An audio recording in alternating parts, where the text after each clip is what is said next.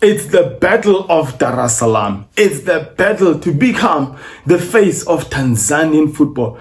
It's the battle between two betting companies, Mbet versus Sport Pesa. It's the Kariakoo Derby, Dar es Salaam, between Yanga FC and Simba FC. And it ends with Yanga winning this one 1-0.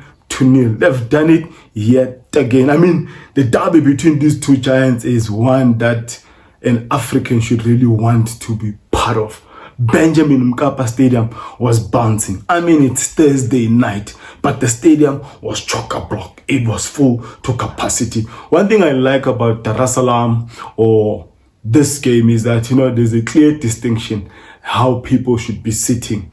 I'm comparing that derby between the Soweto derby here in South Africa, between Orlando Pirates and the Kaizer Chiefs. There, it's clear that Simba SC, the red ones, must sit on one side, and the yellow and green ones must sit on one side. Not this thing we're seeing here in South Africa, where Kaizer Chiefs supporters, they are mixed everywhere, sitting together.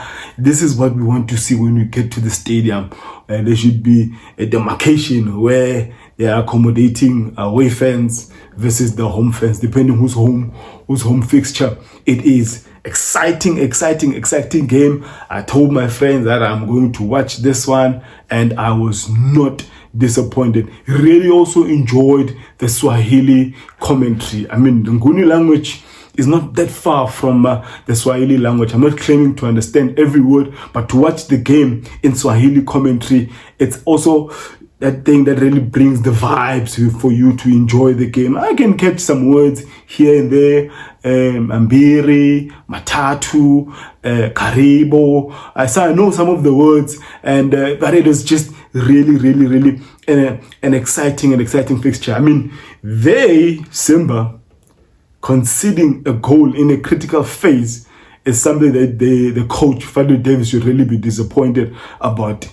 Great interchanging of passing between Maxi Nzengeli, Pakome, Nzengeli, to the Prince of Zimbabwe, Prince Dube, back to Maxi, who finished it sweetly. That goalkeeper didn't have a chance on that one. And this is not to say Simba didn't have chances.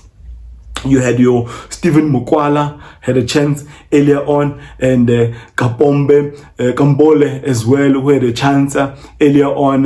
Had they been unselfish in the positions they found themselves in and laid it off to a player that was better positioned, maybe Simba could have scored in the first 10 minutes or so. But I'm sure with Stephen Mukwala or Kapombe, they probably saw their names in newspapers already. That's why they were selfish in those positions, and they'll be really hitting themselves on that one. Well, on this episode, we are diving in and just giving my 5 things I learned on this game. Why 5? Because I'm leaving other things for you to comment on the section below. Yes, I do go by the name of Consensus Football, where I discuss anything to do with football, soccer, from Africa to the world and from the world to Africa. Just 5 things we learned on this game, and I ain't wasting any time going to the very first point, which is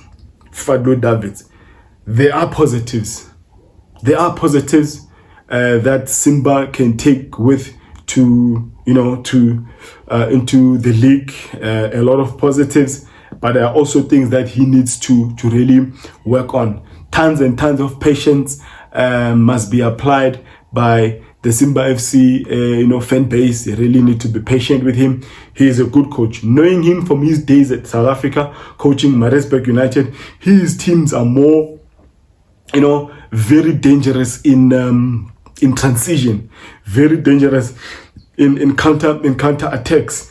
And there was a moment where they broke out. Really, they had a transition moment. They broke out, and I think one of the guys, number 6, I just can't pronounce his name, Owa, the defensive midfielder of Yanga, got a yellow card.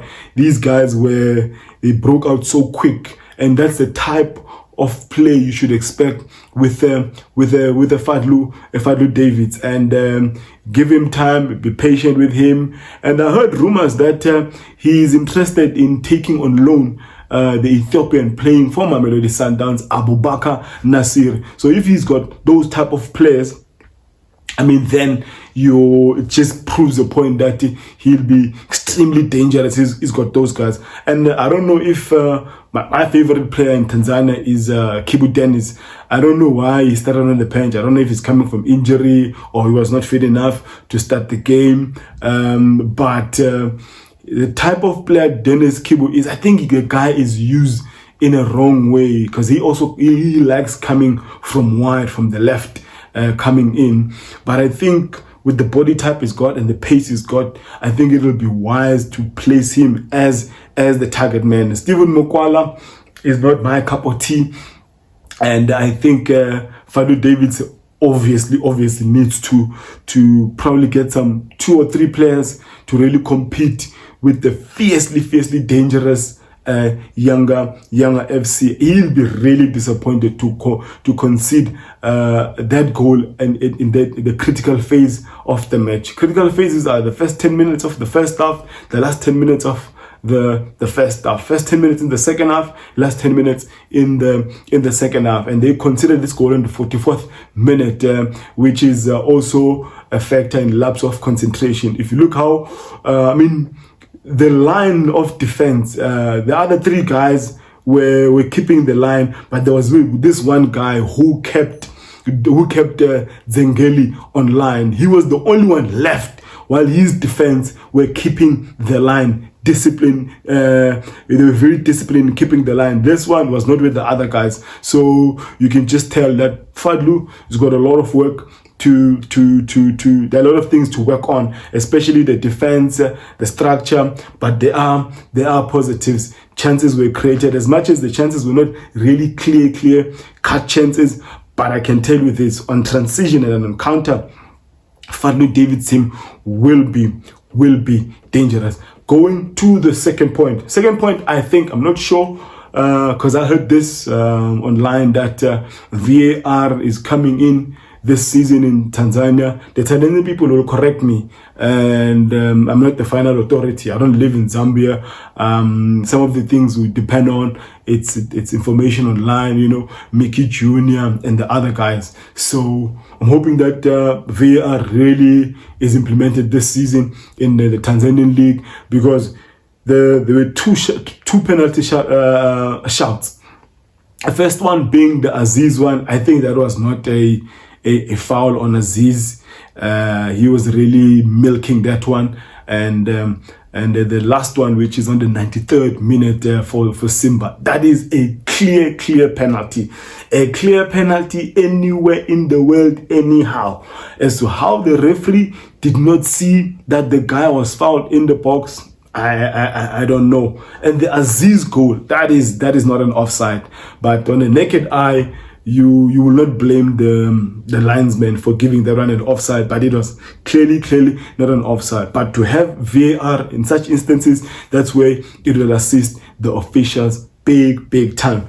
Point number 3, young Africans.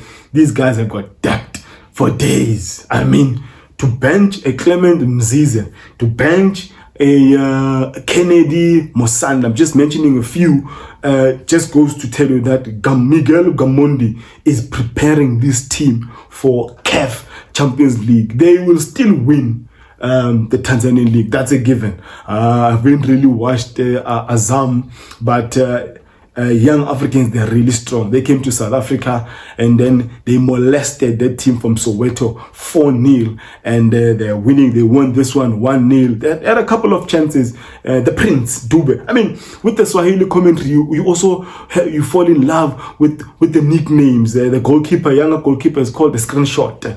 The Prince of Zimbabwe, that's Dube. And then you have Stephen Aziz Key. They call him the Master Key. So you just fall in love with the language. You fall in love with the nicknames they've created or given these players.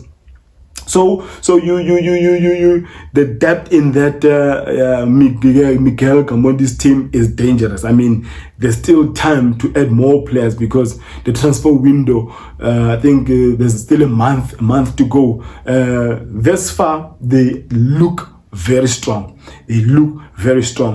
Point number 4, my man of the match, by far, my man of the match is Pacome Zouzoua, the Ivorian. I know a lot of people adore the current MVP in Tanzania, the master key himself, Key Aziz, but Pacome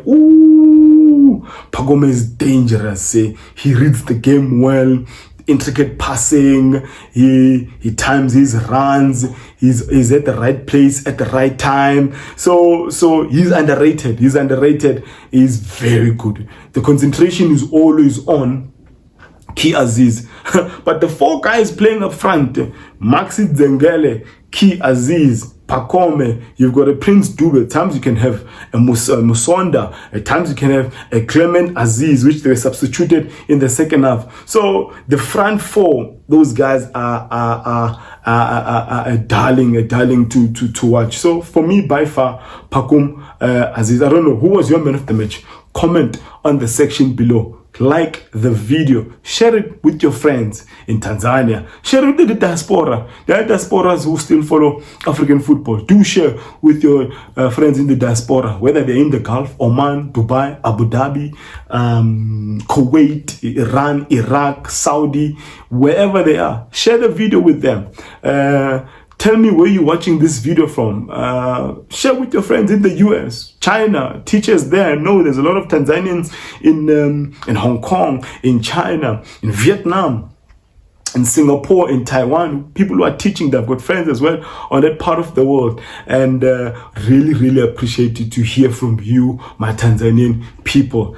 Last but not least, didn't intend to make this video very long, but the very last point on the 5 things we learned on this game. Number 5, the Great Wall of Dar es Salaam. I'm talking about that defense of Yanga. Guys, the central pairing between Dixon Job and Ibrahim Abdullah. Those guys, no nonsense there. They are very stingy. They don't want to give a lot of opportunities to the opposition. Yes, they might have mistakes here and there. I'm not claiming that they are perfect, but they demonstrated this even in the Kaizer Chiefs game when they were in Bloemfontein here in South Africa. They're very strong. I don't know how Kaizer Chiefs, they have not really pursued some of the players in this younger team. Is it a money issue? I'm not sure, because it's clear that Kaizer Chiefs are in need of proper defenders. They can pass, they can play it on the ground, they are calm on the ball, and when it's time to defend, they defend they defend with their lives. You can bet your life on that defense of Yanga. The fullbacks, they have engine. They've got a Rolls Royce engine. They can run for days, up and down. Shadrach Bako, the left back, he puts in some dangerous crosses, and you've got your Yawo on the right back, who's as fit. So this is a good team that Miguel Gamondi has got in Tanzania. I think it's a very good team as well to compete in CAF Champions League. I'm already excited about CAF Champions League. I'm already excited about African Football League, which will probably have more teams than 8 that we had last season. It's exciting times in Africa. If you are a soccer lover, football lover, I do content in South Africa. I do content with some of the matches, and by the grace of God, I will definitely be in Zambia 2025 to come and watch a football game live. It would not really matter whether it's Azam versus Simba, Azam versus Yanga, or the Kariakoo Derby between Simba and Yanga. Would really love to be there. I've been to Dar es Salaam a number of times before. Warm people, great with their hospitality, great in how they receive people from the outside, and I've got a big heart. I can go anywhere. I fear nothing. I fear no one, and rest assured, I will be there. The best way you can contribute to this channel is for you to like the video, to comment on the section below. Tell me where you're from and who do you support. To share the video on all your social platforms, and also to watch the ads, and if you can also contribute to the channel by that super thanks. Yes, I do go by the name of Eska Ntsintsi Football, and may my God bless you all.